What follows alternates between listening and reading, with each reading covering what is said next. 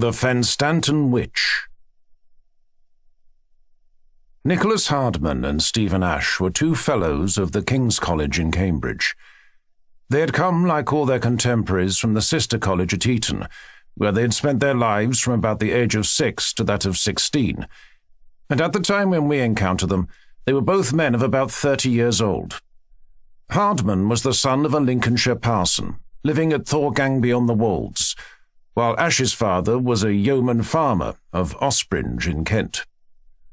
Hardman was black, dour, and saturnine, with a rasping voice and a strong Lincolnshire accent, which cannot be reproduced here.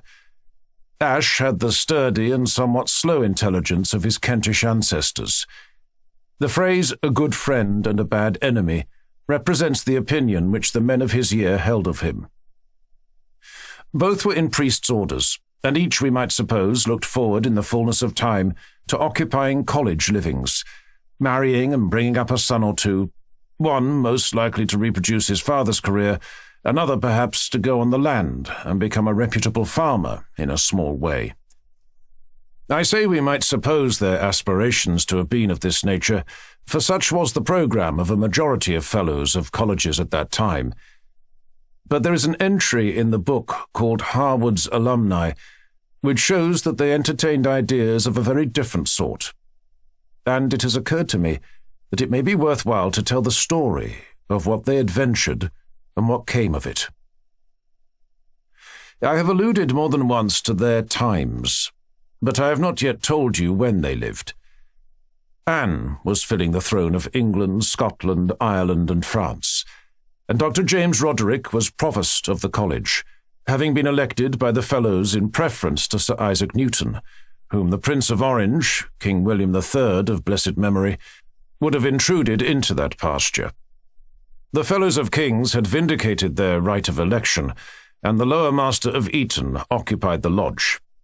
He was known as one of the 4 smoking heads, while Sir Isaac lived in the observatory over Trinity Great Gate, and, according to popular legends, gently remonstrated with his dog Diamond, or cut holes in his door to admit his cat and kitten. The university was a happy, sleepy place in those days, one is apt to think. But, after all, what with the church in danger and the excitement of depriving Dr. Richard Bentley, then Master of Trinity, of his degrees, there was probably no lack of sport to be had within the precincts. And certainly just outside them, there was more than there is now. Snipe were shot on Parker's Piece, and the dreary expanse of undrained fen was the haunt of many a strange fowl, not to speak of other inhabitants, of whom I may one day find an occasion to tell. But it is time to leave generalities. The 2 sheep to whom we must return, and I'm afraid they were black ones, were very close friends. But few men in the university, or indeed in the King's College itself, could boast of more than a speaking acquaintance with either. They occupied one room in the old school of King's, north of the chapel, which room was always locked when they were out. And these were not days when fellows, nor still less scholars, were in the habit of dropping into each other's abodes to partake of casual hospitality in the way of tobacco or whisky and water. The common life, such as it was confined to chapel, hall, and the fellows' parlour. All that was known of Hardman and Ash's way of employing their leisure was that they went for long walks together and smoked apparently very bad tobacco when they came back. It was a fine afternoon in October when these events began, or, to speak more truly, came to a head, which served to show what manner of men were Nicholas Hardman and Stephen Ash. Chapel service, we may be sure, was at 3, and both of our friends were there, staring at each other from opposite stalls. The reedy and pedal-less organ helped the rather infirm and jaded choir through a new verse anthem by Dr. Blow, during which the snoring of Provost Roderick was not doubtfully heard. At near 4, Dr. Tudway, the organist, played out the scant congregation with a march of his own composition. The choirmen hurried off to go through a similar performance at Trinity. The boys rushed off to whatever haunts in the town they had emerged from. The provost strolled to his lodge, then at the eastern end of the chapel, and the fellows and scholars made their way across the strip of ground on the north side, holding on their caps, for a strong west wind was blowing the yellow leaves about, and so into the old court and to dine in hall. A course meal, I expect it was, and a silent one. The vice-provost and 3 or 4 seniors occupied one table on the dais.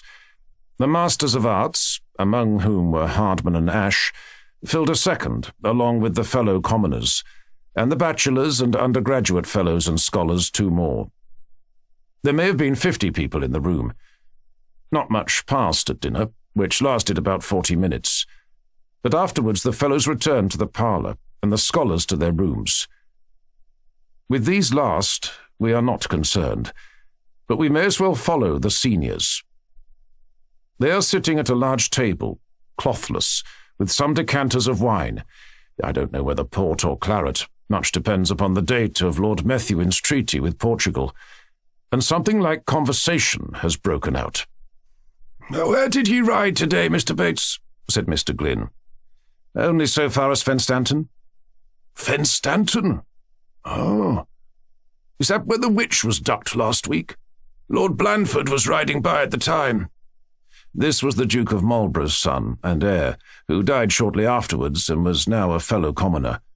"And his lordship made some hot-headed show at rescuing the old creature. Has there been any stir made? Dodgson of Magdalen has this living, but I doubt if he hath not moved, no one will. 'Tis a lost place, Fenstanton, for all it be on the Huntington Road." Thus far Mr. Glynn, who had rather a knack of monopolizing conversation.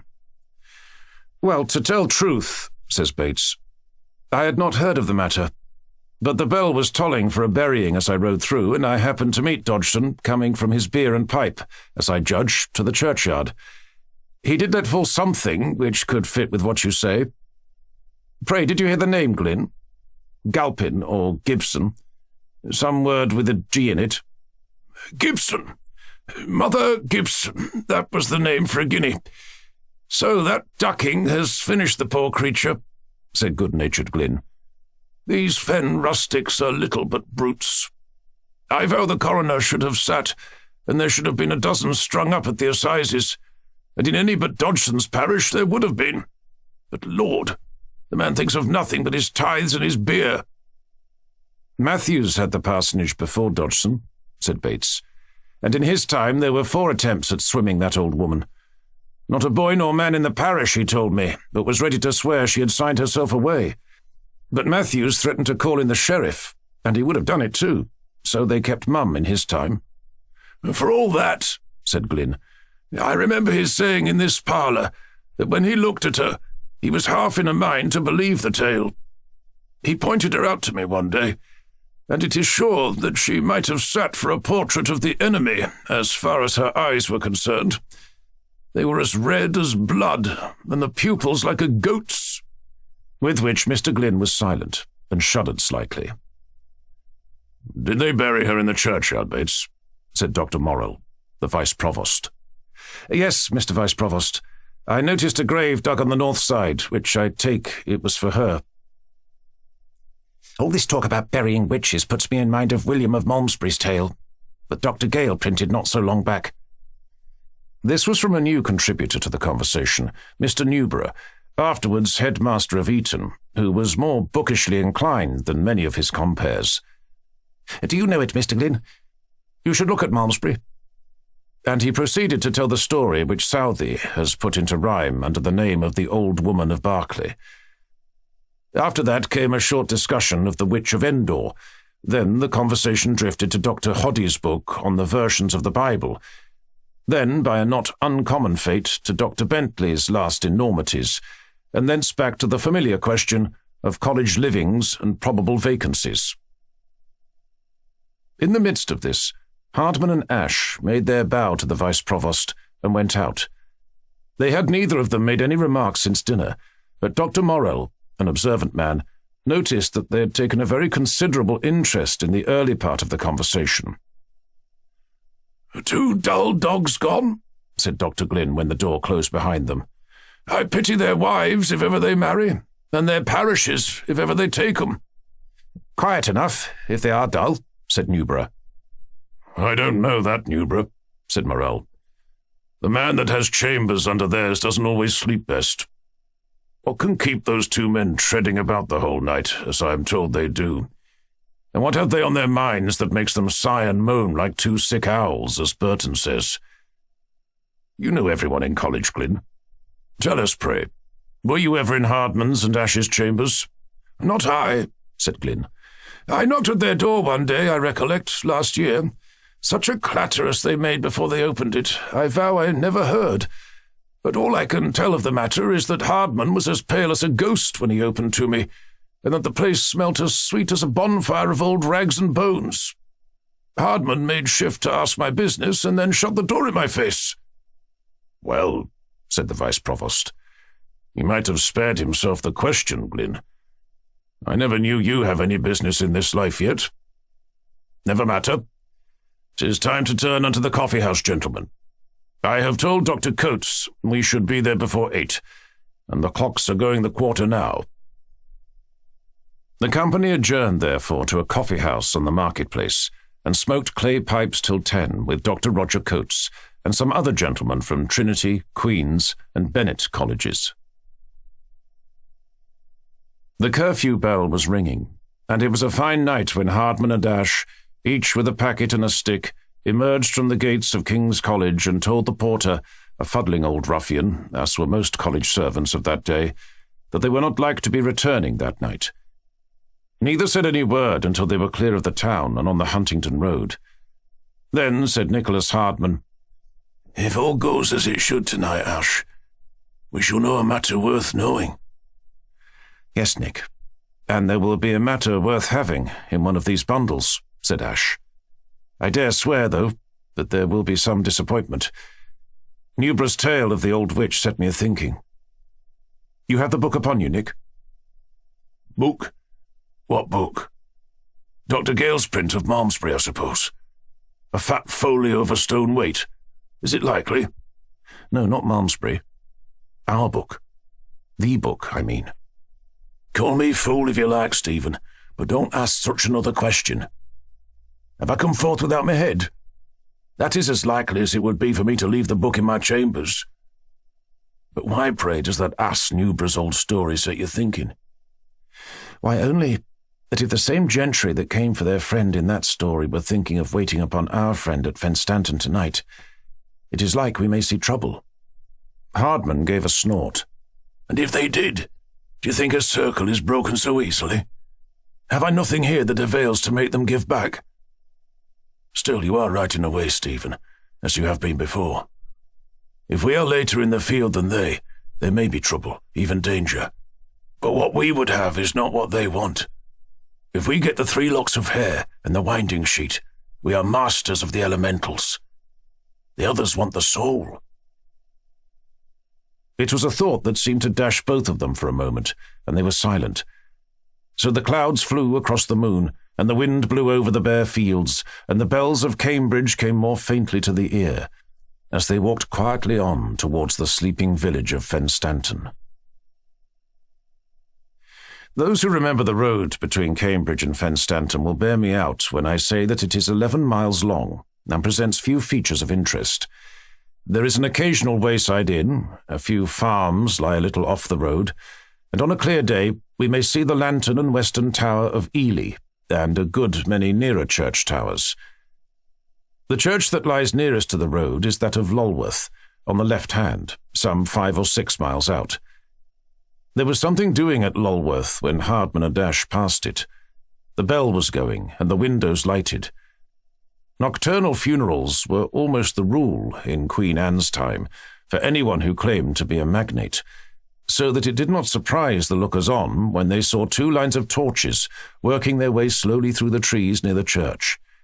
And when they saw a figure in white flit out of the south porch to meet the cortege, they knew that it must be the parson. Yet a few moments, and the procession was in the church. Then they walked on again, for they had paused a moment. The turning out of the main road towards Lulworth Church lay some little distance ahead, and down the lane were coming a group of figures at a great pace. They reached the road and turned down it towards the travellers, who were a little daunted thereby, because they did not wish to be recognized as Cambridge parsons at that hour of the night. There appeared to be 7 people clustering round one in the midst, and their action and gait was like that of watchmen who had taken a prisoner. The party came on, and it seemed as if this conjecture might fit the situation, for the person in the midst was plainly reluctant, and as plainly was being hurried on by the rest. Hardman and Ash drew toward the hedge to let these men pass, and their eyes were riveted upon the face of the captured man. It was not lightly to be forgotten, for it is not often that anyone beholds the face of a man who has lost all hope, and yet has room in his brain for an unspeakable fear. This was the sight which those 2 ill-starred priests were now looking upon, and they saw moreover that, in spite of his terror and desperation, the captive could look nowhere save straight in front of him, for anything seemed tolerable rather than to see the faces of the 7 who were about him. When they pictured the scene to themselves thereafter, they realized that his was the only face of which they had caught sight at all. Nay, it even seemed to them that there was no other face for their eyes to catch. The thing was past. It passed quite silently, and for many moments these 2 men stayed breathless to within an ace of sudden flight or swooning. They knew that they had seen that which no mourner at that funeral had seen, and it was in their minds that it is not always well for those whose eyes are opened. It may happen to some to see the mountains full of bones and chariots of fire, but to others are shown very different sights from that. Yet the natures of both were so obstinate and dogged that neither would broach to the other the thought of returning, and giving up the dismal project they had in their minds. They went on. Soon they sighted Fenstanton spire, and 1/2 mile further they left the road and made their way across the fields to the side where the churchyard was accessible away from the street. It was not a difficult wall to climb, yet they were unnerved and took several minutes to get over it. Then they proceeded to go through the sinister rites and ceremonies which were to safeguard them against those powers with whom they supposed themselves to be leagued. For they are treacherous allies, as those tell us who claim to know the heart of the matter. On the north side of the dark church, even in its shadow, and not more than 10 yards from a new-made grave, the only one on that side of the building, they picked out a space where the grass was shortest and drew 2 large circles, one within the other. And in the space between the circles they marked out with some pains the symbols of the planets and a few Hebrew letters which were meant to indicate names of angels and of the great power whose aid, by one of the strange contradictions of art magic, they promised themselves they would gain for the work they were at. When their defense was completed they stopped, and Ash looked at his timepiece. The hour was something short of 11:45, so they must wait till the middle of night was reached.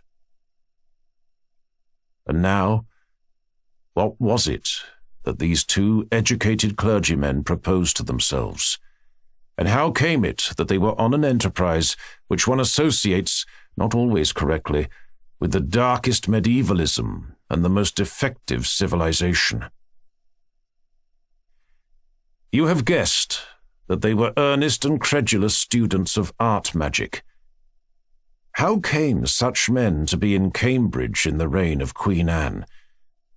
I can only answer that in that day there were many such men in Germany, and that the instinct which prompts men to seek intercourse with the unseen peoples of the air is one that may come to the surface in any civilization and in any century. Many have a sneaking idea that the intercourse has been sometimes gained, but that is little to the point. That which Hardman and Ash were determined upon was the obtaining of an ingredient for future spells, which should end in making them able to command the forces of nature to a degree which they believed many to have attained before them.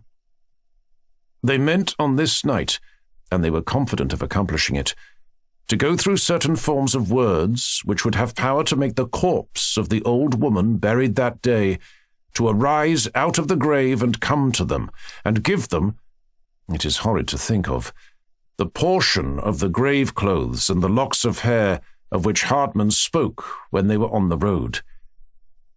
Then should the body return to the earth as it was, and the soil be replaced above it. They were to go back to their college the next day, and in 7 days' time, who so rich and powerful as Nicholas Hardman and Stephen Ashe, Esquires? It was with a strange kind of exultation that as midnight came near, Hardman drew from his bosom a paper book, about 100 years old, ill-written and full of diagrams like that which had just been drawn upon the ground, and within whose compass both of them were standing. He began to read, or intone, a Latin form of conjuration, a sinister kind of church service, in which the most sacred of names were freely employed, and to this Ashe made the set-appointed refrains. The night had been disturbed throughout, and windy, but no rain had fallen, and the thin clouds kept covering the moon, which was by this time low and near the horizon. The wind rattled in the louvres of the tower, and every now and then swung the tongue of a bell so that it sounded in a dim and far-off fashion. Nicholas Hardman read on, and read faster and louder, and Ashe responded at short intervals. They had now entered upon the 91st Psalm, Qui habitat, whoso dwelleth, and they were just promising themselves deliverance from the terror that walks in darkness, when a blacker cloud than usual left the moon's face, and Stephen Ashe fell like an ox at the feet of Hardman. For it seems that it had been determined that these fools should be answered according to their folly. I have said that the miserable and criminous old woman whom the Fen men had killed was buried a bare 10 yards away from the two conjurers, and their eyes were often fixed upon her grave as upon the point to which their spells were directed. Looking over at the grave, Hardman beheld crouched upon it a shape which there was small likelihood of his ever forgetting. It was the figure, one would say at first sight, of an enormous bat, with folded wings and hints of head approaching the human form. In a short moment, Hardman caught sight of the folds of wrinkled skin or hide that hung down from the cheeks, of the wide ears which shone transparent in the moonlight, and of the 2 lines of dusky red fire which marked the almost closed eyes. And further, he declared afterwards, he saw the earth heap upon which this being was crouched stir and wave beneath it. Not long was he allowed to remain a spectator, for this terrific appearance rose to its height, and for a minute seemed to look about as if for a victim whom it knew to be near. Hardman, almost at the pitch of despair, yet trusted dimly in his charmed circle. But the creature, on a sudden, turned full in his direction, and stepped swift and straight towards him, not flinching for an instant at angelic names or planetary symbols. In another moment, its talons were raised towards his face, and he knew no more. It was Ashe who helped him back to Cambridge in the morning of the next day, and it was Ashe also who, for the 20 years that he survived, sheltered him in the parsonage of Willerton and ministered to him, himself a stricken man. But Hardman never saw light again. The college at large never learned the rights of the story. 2 days after the catastrophe, Mr. Glynn says to Mr. Morrell, being vice-provost, "What did you do at the seniors' meeting this morning, Mr. Vice?" "Sealed the presentation to Whedon Noir, and received a declaration, Glynn." "A royal declaration or what?" "No, Glynn.